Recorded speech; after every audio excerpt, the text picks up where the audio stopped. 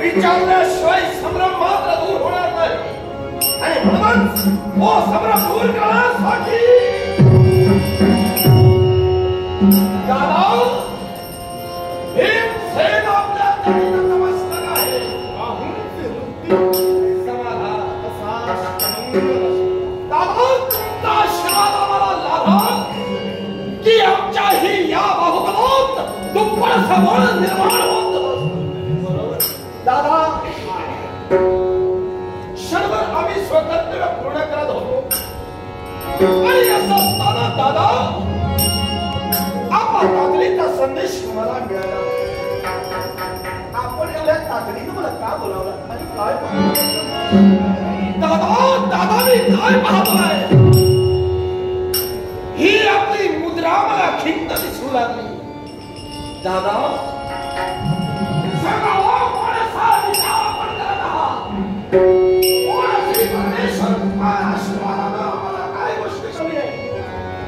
आमच्या दयाधन गोपाल कृष्णाच्या आशीर्वादाने आम्हा पंचपांडवांना कोणत्याही कमतरता नाही मग असं असताना मला सांगा आपण विचारी का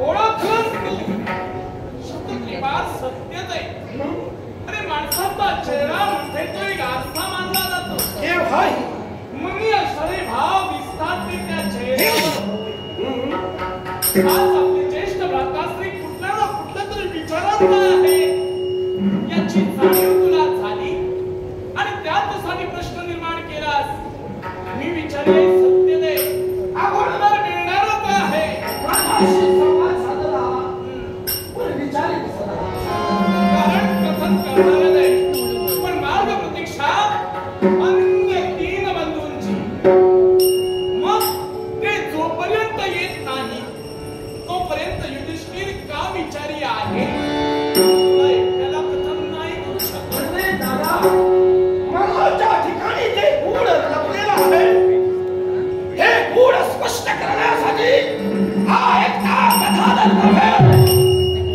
तर साऱ्या आम्हा इतर भावंडांना सुद्धा तुम्ही त्या पद्धतीला वाचन केलं प्रेम आवडतं आणि ते सभाय परत येणारा या संघाचा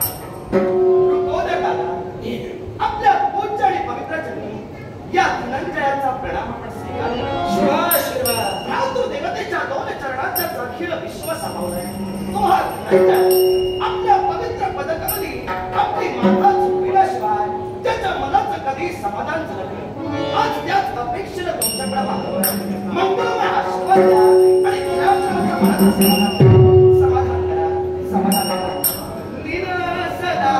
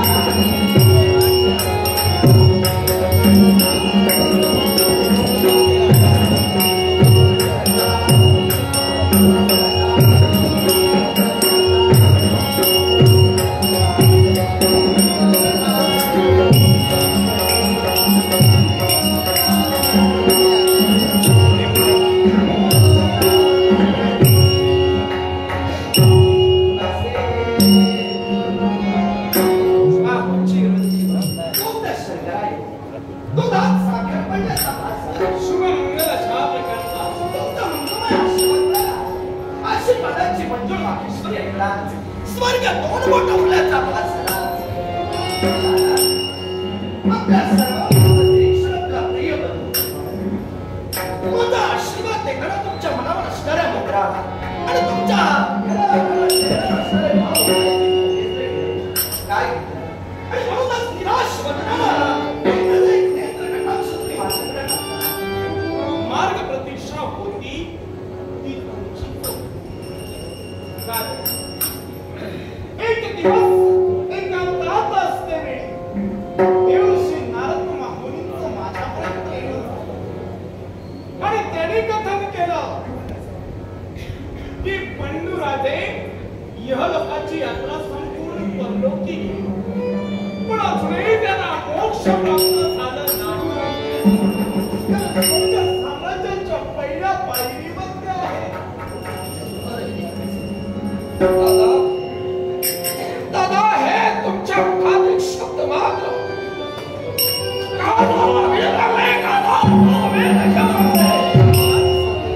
हे शब्द एका क्षणी काळीच सुद्धा आमचा बाप स्वर्गाच्या त्या पहिल्या पायरीवर आमच्या पितृ देवतेला मोक्षाची प्राप्ती नाही आणि जोपर्यंत त्यांना मोक्षाची प्राप्ती होत नाही तोपर्यंत बंधा आम्ही असून नसल्यासारखे पुत्र भावा ऐसा पोटी तयाचा डंका तिन्ही लोकांच्या ओटी बाप सवाई पुत्र भावा ही पित्याची सद्भावना पण आज पुत्र कर्तृत्व गाजविण्याचा प्रयत्न करतायत पण पित्याला मोक्ष नाही मोक्ष मिळणार नाही कसं या विचारात एक सारखा ज्येष्ठ भ्राता आहे दादा ही आमच्यासाठी लाजीरवाणी गोष्ट आहे आज या विश्वात आमच्या पातासारखा कोणी घडवत नाही या विश्वात आम्ही सेनासारखा कोणी घडवत नाही या विश्वाच्या ठिकाणी बुद्धिमान अशाचे धर्मदाता याच्याशिवाय कुणी नाही आमचा नको स्वदेव असे पराक्रमी असताना सुद्धा हे पांडवीर धर्माला चालत असताना सुद्धा आणि महाबलाढ्य असताना सुद्धा जन्मदाता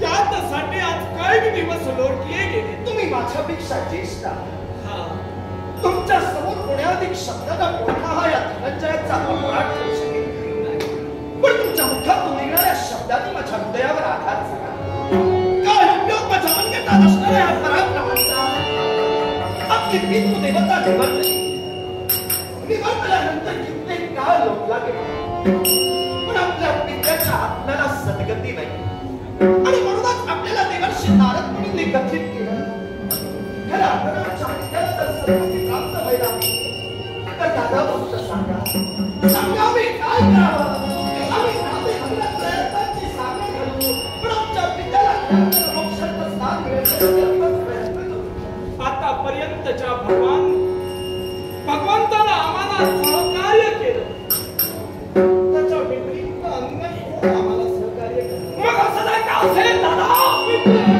स्थान प्राप्त करून द्यावं याच्यासाठी मार्ग फक्त आमचा देव गोपाल मग दादा तुमचे शब्द हे आमच्यासाठी प्रमाण आहे आपल्या मुखाने निघाला शब्द आम्ही मग हात जर का आहे काय की माझा असेल तर हात घ्यावे माझ्या देवाला इतका घेऊन येण्यासाठी त्याची गरजच नाहीये तसा तुम्हाला संदेश दिलाय तसा आमच्या देवालाही संदेश दिलाय देव आल्याबद्दल राहणारच नाहीये देवाला संदेश पोचला झालाय निश्चितच मग मार्ग नक्की आत्मविश्वास मोहन मुरली माला मोहन मुरली माला मोहन मुरली माला मोहन मुरली माला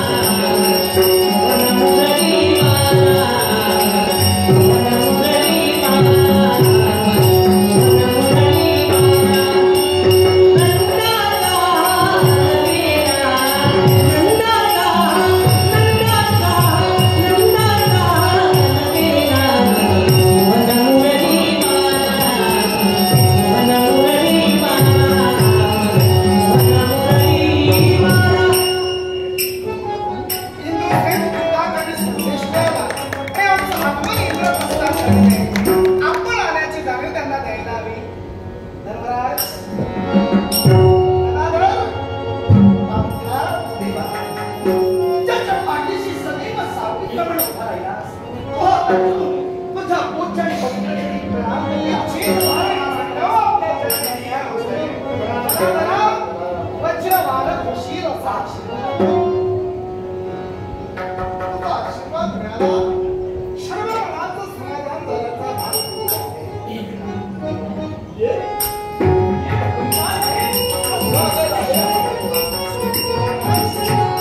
बसण्यासाठी आमचं करता पण आपल्या चेहऱ्याचं स्थिरोगन करतोय.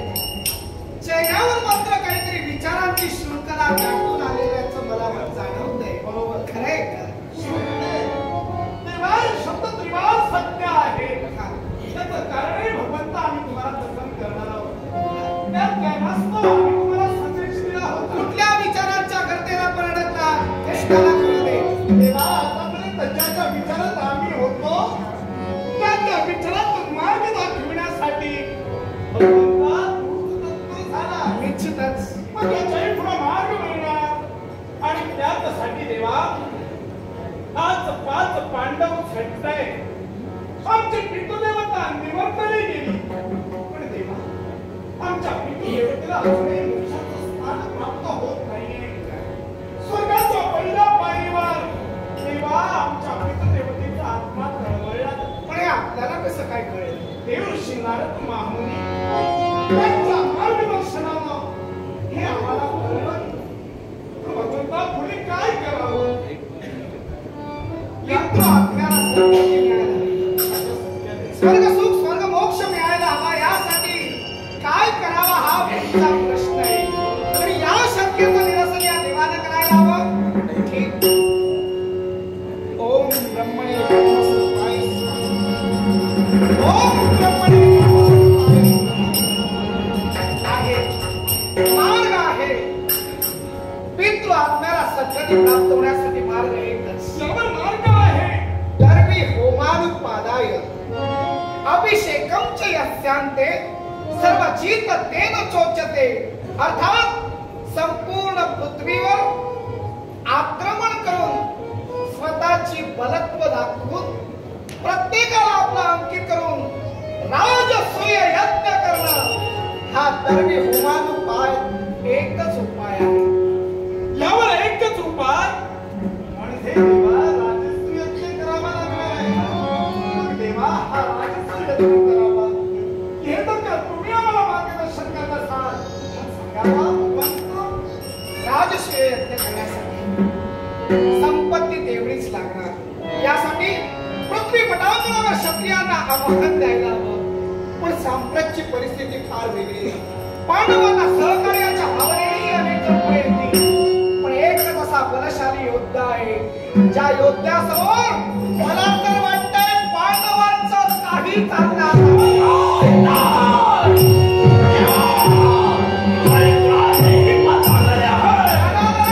तो बलशाली महापराक्रमी पराक्रमाचा सूर्य आहे.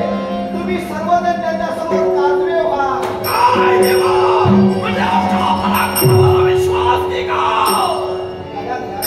ठीक आहे. आत्मविश्वास माझा आहे पण ती व्यक्ती कोण असेल? 86 सहस्र राजकर्त्यांना ज्यानं कैदेत घातले आणि त्या राजकर्त्यांची मुक्तता झाल्याशिवाय पांडवांना सहकार्य मिळणार नाही. तो म्हणजे मगध नरेश क्रोधरथ यांचा पुत्र म्हणजे राजे जरासंध. तेव्हा राजा जरासंधांवर मात करणं गरजेचं आहे.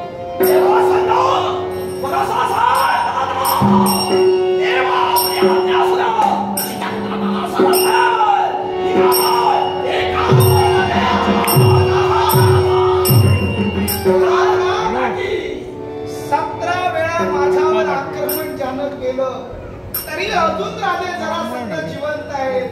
तिथं तुमच्या कथेचा उपयोग होणार नाही.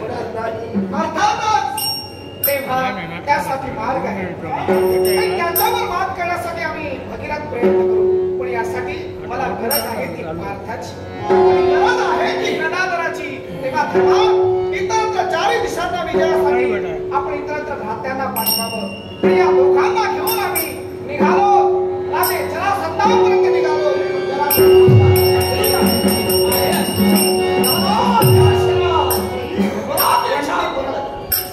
पंडित या नाट्य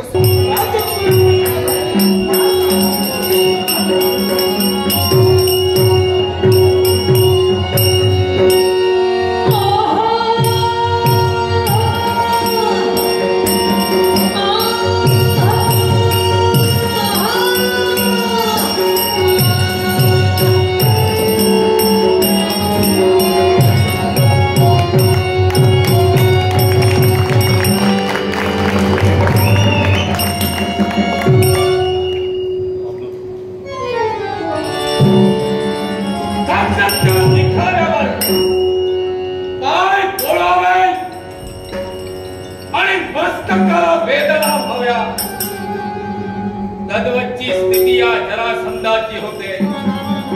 मगध देशाच्या साम्राज्यावर आम्ही हारून झालो आणि स्वतःच्या अस्तित्वाची मूर्तमेढ या विश्वाच्या ठिकाणी स्थिर करण्यासाठी क्षणाक्षणाला तत्पर झालोय.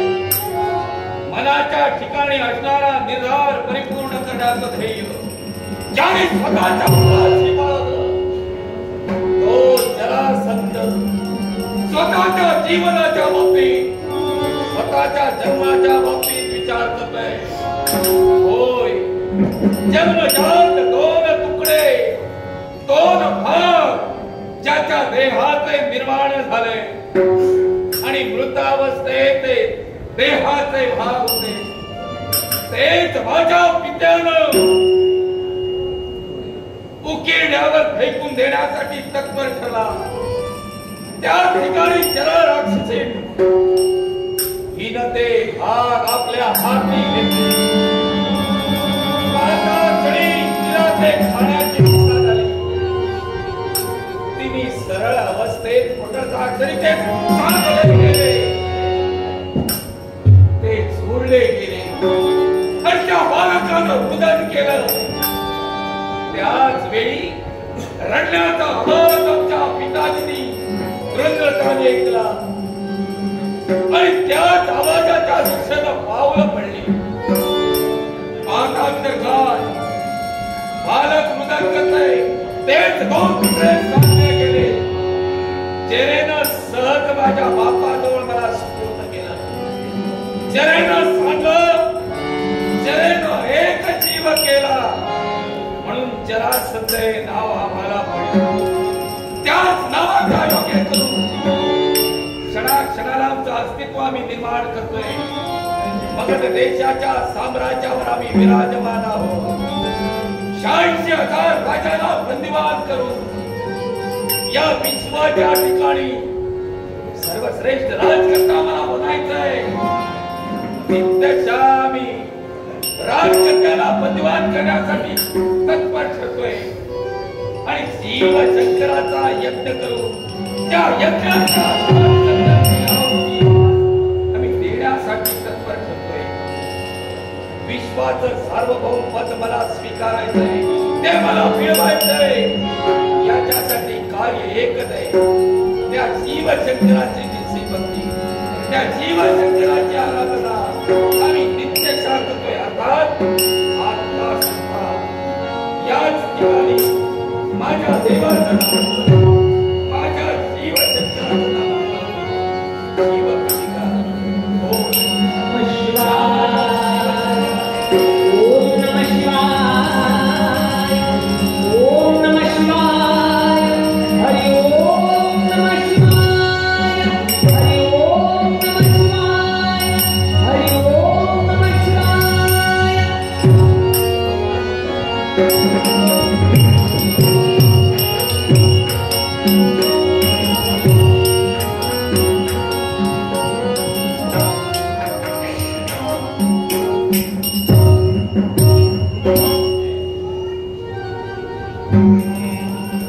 मगध नरेश राजा जरासंध यांचा जय जयकार, जय जयकार, जय जयकार असो, जय जयकार. शिवशंकराची एकनिष्ठतेनं भक्ती आम्ही करावी आणि आमच्या नावाचा जय जयकार क्षणार्धात आमच्या कार्याला आमचा जय जयकार करणाऱ्या व्यक्ती कोण असाव्या आमच्या द्वारी आलेले व्यक्ती आम्ही कोण समजावे? राजे जरासंध, आम्ही स्नातक ब्राह्मण आहोत. स्नातक ब्राह्मण आमच्या पर्यंत येण्याचं कर्तव्य आपण का केलं? आमची इच्छा आहे आपली नावलौकिकता ऐकते, अर्थात आमची मनोकामना पूर्ण होईल असं आम्हाला वाटतं. आपल्या मनाची इच्छा परिपूर्ण करून घेण्यासाठी आमच्यापर्यंत तुम्ही आलाय. हो, मग इच्छा व्यक्त करा ती पण परिपूर्ण तत्पूर्वी केली. इच्छा पूर्ण होईल असे वचन हवंय. म्हणजे आमच्या शब्दावर आपला विश्वास नाही की का? सध्या तरी आमचा आमच्यावरच नाही. म्हणून आमच्या जवळ तुम्हाला वचन हवंय. दिलं वचन. आम्ही आपल्याला वचन देतोय. आपली जी इच्छा असेल ते आम्ही परिपूर्ण करून घेऊ. इच्छा प्रकट करा. राजे जरासंध, आम्हा त्रय वर्गाची इच्छा एकच आहे. या ब्राह्मणांना हवंय युद्धदान.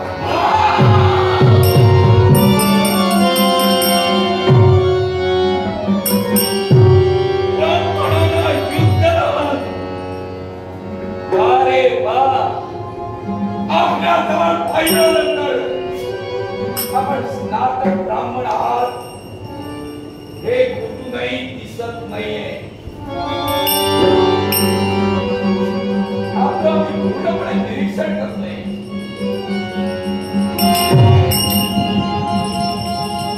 आपल्या स्कंदाचं निरीक्षण करतात. आमच्या पूर्णपणे खाली येते. आपण ब्राह्मण नसून क्षत्रिय आहात. आपल्या स्कंदावर धनुष्याच्या दोरीचे व्रण उठलेले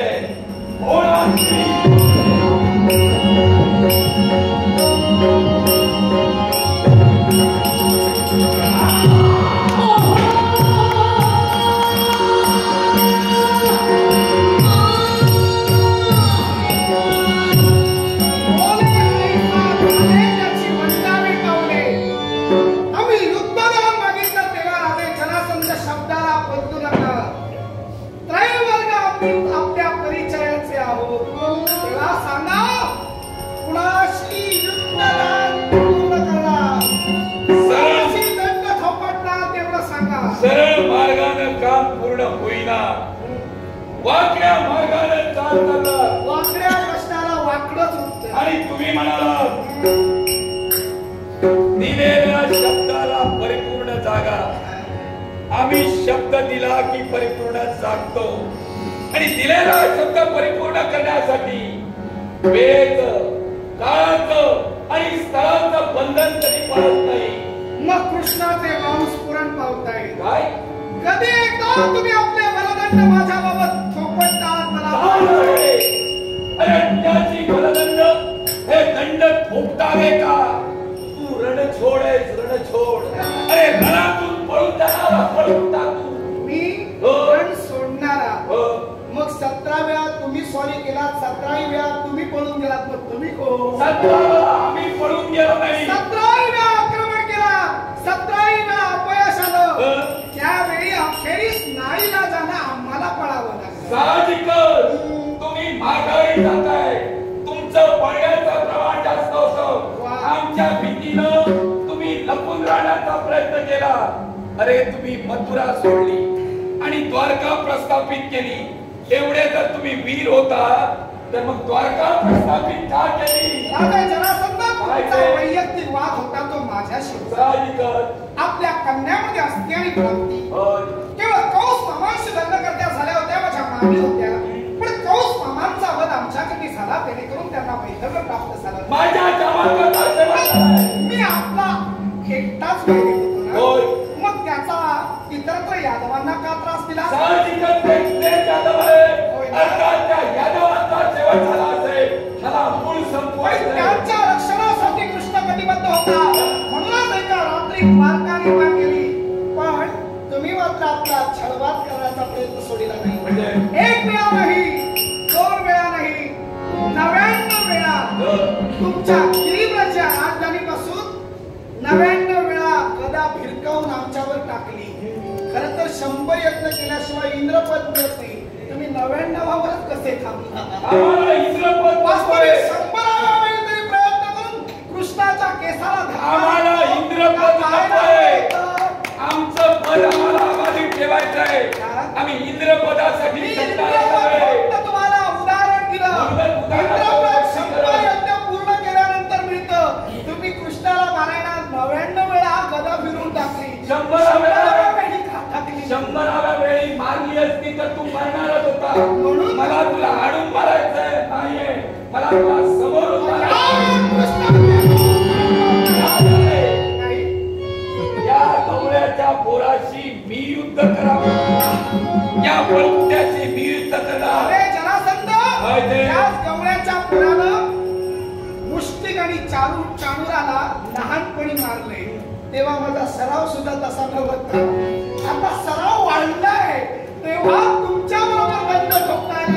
सराव वाढला म्हणून आत्मविश्वास वाढवू नकोस. तो सराव आमच्या समोर फोल ठरणार. आम्ही जातीवंत मल्लाशीच लढतो.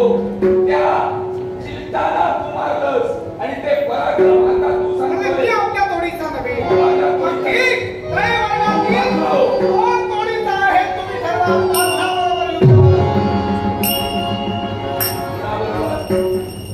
कुणाबरोबर युद्ध? या पार्थाबरोबर युद्ध मी करावं? तुझ्या बरोबर युद्ध मी करावं? माझ्या बरोबर युद्ध करा. हे लांब हाताच्या पावल्या. तुझ्या बरोबर युद्ध मी करावं?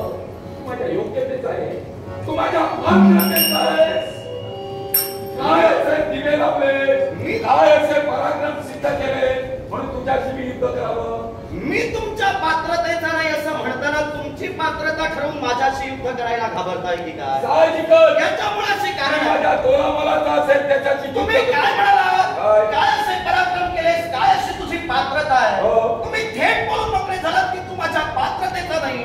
पण मग देशाधिपती राजे जरासंध एक गोष्ट लक्षात असू द्या. काय ते? ज्या शिवशंभू महादेवांचे आपण एकनिष्ठतेने भक्त आहात, शिव उपासना एकनिष्ठतेने आपण करता, या शिवशंभू महादेवांशी युद्ध करून या धनंजयानं त्या शिवशंभू महादेवांना प्रसन्न करून घेतलेला आहे. तेव्हा माझी योग्यता त्या शिवाच्या भक्तांना कमी करणं मला तरी योग्य देवाला प्रसन्न करून घेतात म्हणून त्याचा भक्त प्रसन्न होणार नाही.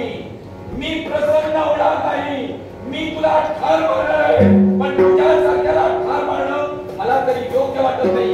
माझ्या पोराला मला युद्ध करायचंय. तू बाजूला हो. म्हणजे माझ्याशी युद्ध करण्यास आपण तुझ्याशी चर्चा सुद्धा करायची नाही. बाजूला हो. मग समजा त्रयवर्ग आम्ही आलेलो आहोत. दोन बाजूला झाले. तिसरे जर बाजूला झाले तर तुम्हीच मात्र योग्यतेचं नाही तसं समजा. त्रयवर्गातील दोघांना तुम्ही बाजूला केलं कारण कदाचित आम्ही कलेलट्ट नसू. पण गदाधर भीम कैकांना तुडवलंय. हत्तीचा कंठस्थ फोडण्याची जगात लागलं. त्यांच्या बाबतीत तरी निर्णय चुकला काय काय दिवे लागले ते तुम्ही मला सांगण्याची गरज नाही. तिघांनाही माघारी पाठवणार नाही आणि बोललेले शब्द सत्य करणार. त्या अर्थानं तुम्हाला जाऊ देणार नाही. मी तुम्हाला का नको म्हटलं? हा खाऊन खाऊन माजलेला आहे. याच्याशी युद्ध करणं, बलदंड भाऊची स्पर्धा करणं हे मला प्राप्त आहे. म्हणून याच्याशी मला आत्मविश्वास आहे. ते खाऊन खाऊन आम्ही मातलो ना, हे स्वतःच खाल्लं आहे, दुसऱ्याचं खाल्लेलं नाही. त्यामुळे आत्मविश्वास आहे आमच्या अंतरावर आमचा. कुणाचं खाल्लं, केव्हा, कधी, किती खाल्लं याची वाच्यता करायला लावू नकोस. कारण मी माझ्या देवाच्या दरबारी आहे आणि देव दरबारात असताना माझ्या समोर सामर्थ्य आणि कमकुवत आमच्या एवढीच विचाराची माणसं आमच्या सोबत असतात. अर्थात कमी असली तरी आमची आहे आणि म्हणून त्यांच्या समोर मी सांगू इच्छित नाही तू केव्हा कुणाचं काय मग तुम्ही देवाच्या दरबारात उभे असाल तर मी माझ्या देवाच्या बाजूला चरणापाशी उभा आहे. तू काय करेन तो शब्द? तू चोराच्या जगापाशी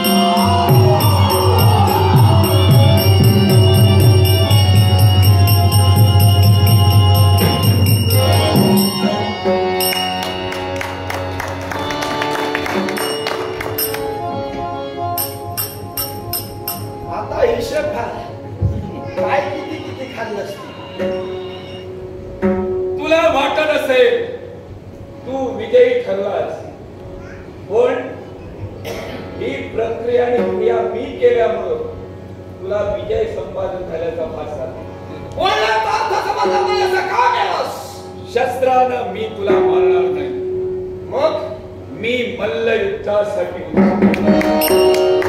मी शस्त्रयुद्ध करणार नाही. मी मल्ल युद्ध करून तुला देहाने मी माझ्या हस्ताने करणार. पण मल्ल युद्धाचे सुद्धा काही नियम आहे.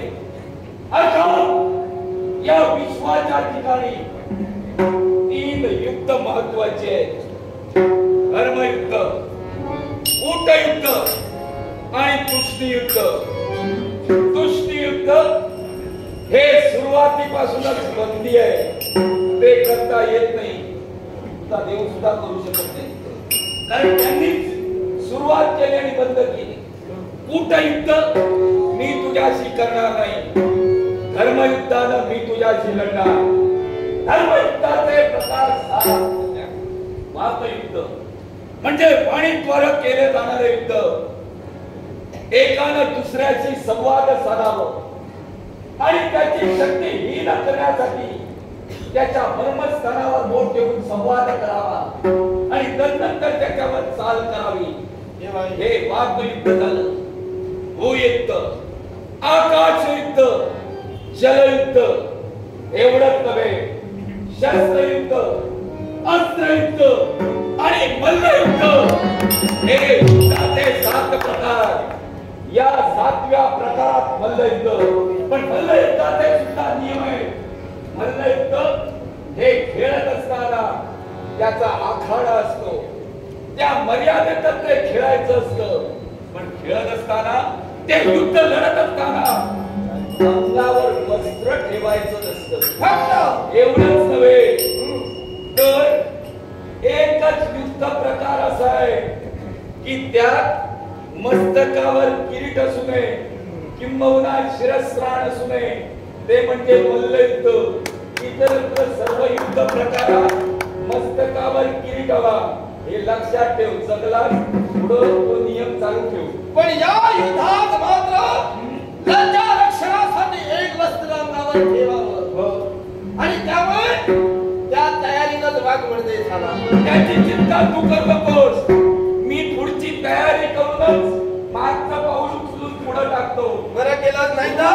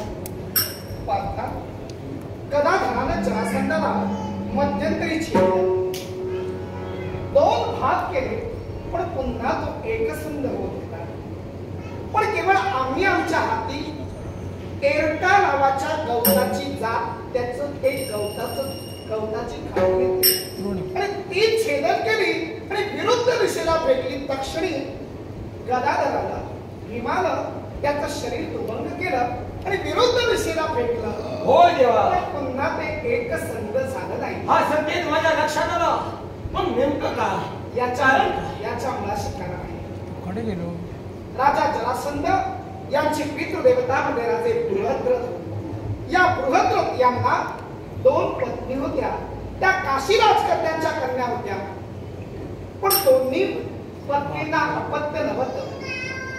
अखेर अपत्य प्राप्तीसाठी विवंचनेत असताना काशीवत चंडकौशिक यांचं आगमन झालं आणि त्या चंडकौशिक ऋषींनी एक आम्रफळ संतती प्राप्तीसाठी राजाकडे दिलं आणि आपल्या पत्नीला देण्यासाठी सांगितलं। पण दोन्ही पत्नींवर नितांत प्रेम आणि समप्रेम असल्यामुळे दोघांनाही ते आम्रफळ अर्ध खाण्यासाठी दिलं गेलं। त्याचा पर्याय काय घडला? दोनही पत्नी गर्भवती झाल्या, पण दोघांच्या पोटी जन्माला आलेला गर्भ हा फार वेगळा होता। तो अर्ध्या शरीराचा बालक होता। अर्ध शरीर एका गर्भातून जन्माला आलं आणि अर्ध शरीर दुसऱ्या स्त्रीच्या गर्भातून जन्माला आलं। शेवटी दुःखाच्या विवंचनेत पडून त्या दोन्ही बालकात अर्थात त्या बालकाचे 2 तुकडे राजवाड्याच्या बाहेर फेकले गेले। पण त्याच वेळी तिथं जरा नावाची राक्षसी होती आणि त्या जरा राक्षसीने काहीतरी खाद्य म्हणून पाहिलं, पण तिला कुतूहल वाटलं। हुबेहूब दिसताय पण मात्र शरीर असं अलग आहे। तेव्हा तिनं गंमत म्हणून खेळ म्हणून एक संध केलं आणि तक्षणी ते बालक रडत करू लागलं आणि ते बालक तिनं तसंच ठेवलं आणि ती तिथून निघून गेली। पण त्यावेळी गंमत झाली, त्या बालकाला बृहद्रथ राजांनी आपला मुलगा म्हणून संबोधिलं आणि त्यांना खरी हकीकत कधी कळली तर जी जरा राक्षसी होती ती दुसरी कुणी नव्हती तर प्रत्यक्ष गृहदेवी होती। कारण जरासंधाच्या पित्याने बृहद्रथांनी आपल्या राजवाड्यात भिंतीवर लहान मुलांसोबत खेळत असणारी देवी म्हणजे गृहदेवी हिची चित्र रेखाटलेली होती। आपल्याला अपत्य प्राप्ती होत नाही म्हणून उपाय योजलेला होता। तेव्हा त्याच गृहदेवीनं जरा राक्षसीने रूपानं तिथं जाऊन त्यांना बालक एक संध करून जन्माला घातलेले 2 बालकाचे तुकडे एक संध करून राजकन्यांना सुपूर्द केले गेले। या विश्वात जर कोणाला अपत्य नसेल तर गृहदेवीचं चित्र त्या व्यक्तीने जर आपल्या भिंतीवर रेखाटलं असेल आणि त्या गृहदेवीचं नित्य नियमानं आपल्याकडे पूजन केलं असेल तर त्याला अपत्य प्राप्ती होणार हे सूर्यप्रकाशातील सत्य आहे। जरा राक्षसीनं एकसंध केला म्हणून जरासंध प्रिया भगतने जरासंधाचा वध झालाय। अर्थात राज्याच्या ठिकाणी त्यांचे पुत्र यांना आपण राज्याभिषेक करून त्यांच्या हाती राज्य सुपूर्द करूया आणि जे बंदिवान राजकर्ते आहे त्यांना राज